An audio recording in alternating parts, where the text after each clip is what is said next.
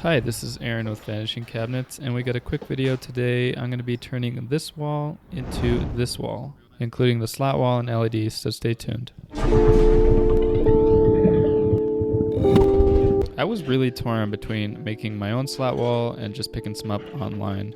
The benefits of me making my own is I probably would have used real hardwood and I could have customized the slats to however I wanted them to look, maybe adding some depth. And I was also going to be making some other custom furniture for this room out of white oak, and I could have had a better color match if I went with the solid hardwood. But honestly, all that was outweighed by the level of effort that was going to be involved to mill the boards, and while these MDF slats are pretty pricey, it's still cheaper than using real hardwood. In this application too, with it being purely decorative, the MDF will work just fine in terms of durability, so I bought these ones off Amazon, and I will leave a link to the particular ones I picked in the description. So far with this installation, I removed the existing baseboard, and here I'm adding these 3-inch furring strips, which are basically cheap 3/4 inch boards. I'm adding these here to be used as spacers to bump out the custom baseboards I made with a channel for the LED strips. I want them to be pushed out a little bit away from the wall, that way they sit in front of the slat wall instead of just under the slat wall, and they'll be unobstructed when lighting up the wall. To install these, I notched out the baseboard on the adjacent wall with a multi-tool to make room for the expanded baseboard, and I attached them to the furring strips with wood screws. These floors are actually concrete, so to avoid the potential moisture from the ground, I used a couple 1/8 spacers to keep them from making direct contact with the floors.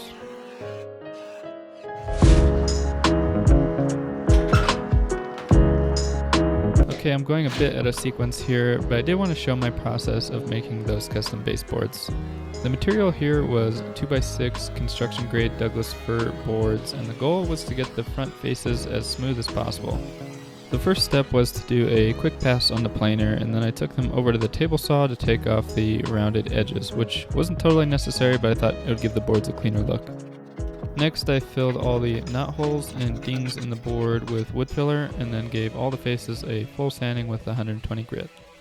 These boards really had two purposes. One was to have a nice clean channel to run the LEDs in, and the other is that they would be in place to cover the top and bottom edges of the slat pieces, which is a nice way to finish off the ends and give it a more continuous look. After notching out a 1-inch by 1-inch channel along the back edge, I got to work staining these boards black. I was going for a jet black look with these, and 2 coats of this mini wax stain did the trick. For some added durability, I also added 3 coats of some semi-gloss lacquer using my HVLP sprayer, making sure to lightly sand between coats, and with those made, it was time to start putting up the slat panels. These panels come in 95 by 12-inch sizes, and with the height of the top and bottom trim boards I was adding, I did need to take off about 12 inches from the height from the panels that were going to be running the full length of the wall. But the standard size should cover most 8-foot walls when sitting above a standard baseboard height. I'm using 2 tools to make all the cuts needed to install this slat wall. One is a track saw and the other is a jigsaw. I'm using a track saw for the long straight cuts, although a circular saw would also work with a bit more effort clamping up a straight edge, and a jigsaw I'm using for the smaller, more intricate cuts. To actually attach the panels to the wall, I'm using Peel Premium, which is a construction adhesive, and this will provide the majority of the holding power, but I'm also using drywall screws to hold the panels in place while the adhesive dries. And I'm just driving those screws right through the felt backer, which does a great job hiding them. I'm working my way left to right along the wall, making sure that my starting panel is snug against the wall, and using a laser level to make sure that the panel was vertically level or plumb. I'm notching out the panels for any outlets or other obstacles really just by staging the panel in place and marking off the material I need to remove, and just double checking it with my square to make sure my marks are accurate. I've used jigsaws in the past on many projects, and I've always had a corded jigsaw, which can really be a pain to work around the cord. The folks from Wood Starter sent me this particular cordless, brushless motor jigsaw, and this thing is freaking amazing. It's so nice just being able to grab it and not having to worry about where the cord is, and it has more than enough power with the 18-volt battery it comes with. It's also nice and lightweight and sleek, and I was really pleasantly surprised with how little tear I was getting with these cuts. So if you're on the market for a new jigsaw or your first jigsaw, I do like this one a lot, and I'll have a link to it in the video description below. The way these panels join together is they have one edge with extended felt and the other has an overhanging slat. So when you butt them together, they have an overlap of about 1/4 inch, which keeps the slat spacing consistent and hides the seams between them. The biggest obstacle I had to work around was this headboard right in the middle of the wall, and I ended up having to make a rip cut right through the middle of one of the slats. And these are really just stapled onto the felt, and the cut went right through those factory staples. So I came back and fired a couple staples right through the back of the felt to secure the slat to the felt. When putting these on, I'm really just making sure that the panel's edges are lined up perfectly and making contact across the whole panel just by applying some sideways pressure in the direction of the already installed panels. Here I did have one cut that was a bit off, so to cover up that exposed drywall, I just glued on some scrap felt. When there are no obstacles to work around, this stuff just flies up, and I always try and batch cut when I can, when all the materials can be the same. And this section above the bed was just a straight shot. One important step during this install was just to make sure that these panels stayed plumb across the whole distance of the wall, and I'm just using a laser level for that, making sure the panel edge is aligned to that green line there. I'm using adhesive instead of just driving the screws into studs because these particular studs are placed 24 inches apart in this house, and the panels wouldn't reliably line up to the studs, so the adhesive is a good solution here. Overall, the panel installation took about 4 hours for the stretch of 13 feet. And honestly, if there weren't any outlets or obstacles, it would be a fraction of that time. But this is one of those momentum-based projects where once you get in a groove and have a good cutting station set up, this goes by really fast.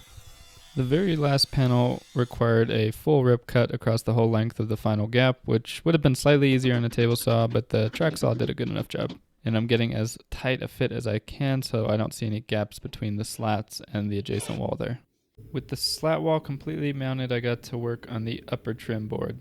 Earlier in the vid I installed the lower trim board, but since they overhang the panels by about an inch or so on both ends, I had to wait until the panels were up to mount this upper trim board. This was a 13-foot span in my case, and I can only fit 8-foot boards in my car, so I had to butt joint a couple of boards. I added a slight 5-degree bevel on one end to get a pressure fit up against the wall. No matter how clean I cut the ends, I really couldn't get that joint looking tight. What? I had to break out the big guns and use a domino joiner and pocket holes for this piece. I'm using the dominoes to keep the boards aligned and screws in the pocket holes to pull the boards together. I also decided to pre-assemble the boards and glue them together on the ground so it'd be stronger when going to mount it in place. Since this was going to have an LED strip on it eventually, I went ahead and mounted the strip in the channel while the board was nice and accessible here. I made sure the channel had a wide enough surface to accommodate the strip, which was about ½ an inch wide. Given how long the board was, this was a little awkward to mount without an extra hand, but it made it a lot easier to have the pre-drilled screw holes already there from my first attempt at mounting, so it actually went up fairly easily.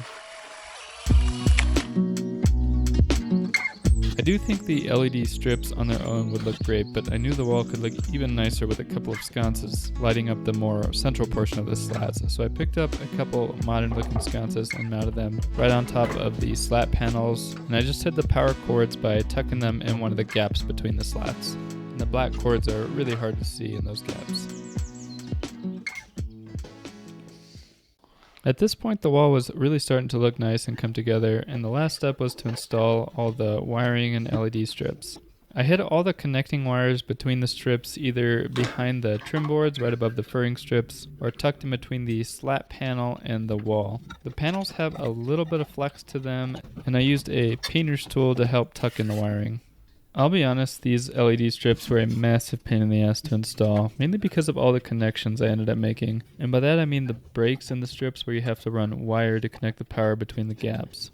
The biggest challenge for me are the connectors themselves. I've tried a lot of different types of these, and almost always they tend to be really janky and you have to fiddle with them a bunch to make sure all the colors match. After initially wiring everything, I noticed the top lights were mismatching the rest of the chain on a few colors, so I had to go back and switch out that connector, but eventually everything was good to go.